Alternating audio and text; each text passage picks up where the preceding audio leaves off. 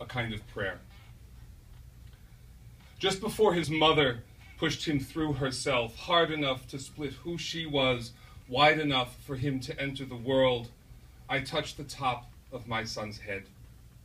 And after he was born, the midwife, Vivian, I think it was, held my wife's umbilical cord in a loop for me to cut,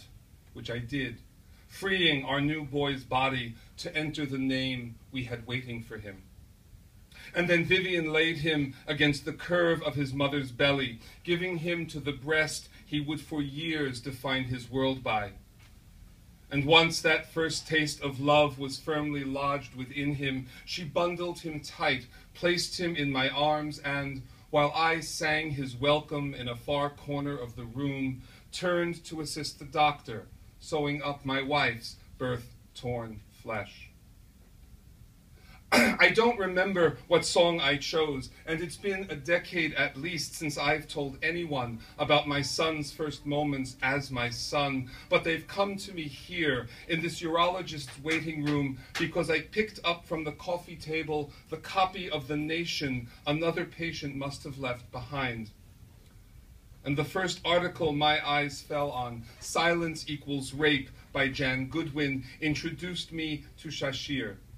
6 years old and gang raped in the Congo. When they found her, she was starving, and when they found her, she could neither walk nor talk, and so they stitched together the parts of her the men had ruptured, fed her, gave her clothing, and that night she slept for the first time since no one knew when, in a bed that was not the bush the militia had left her to die in. And maybe the tent walls shaping the room she lived in when Goodwin learned she existed had come to mean for her a kind of safety.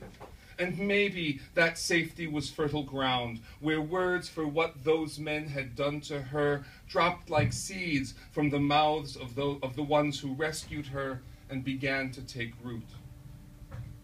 I have not been gang raped.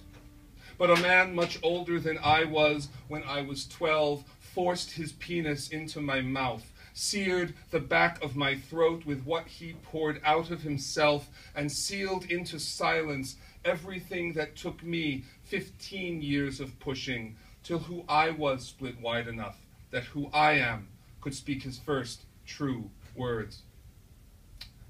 Mr. Newman, the nurse, white, blonde, about my age, calls my name, one of the few she has not butchered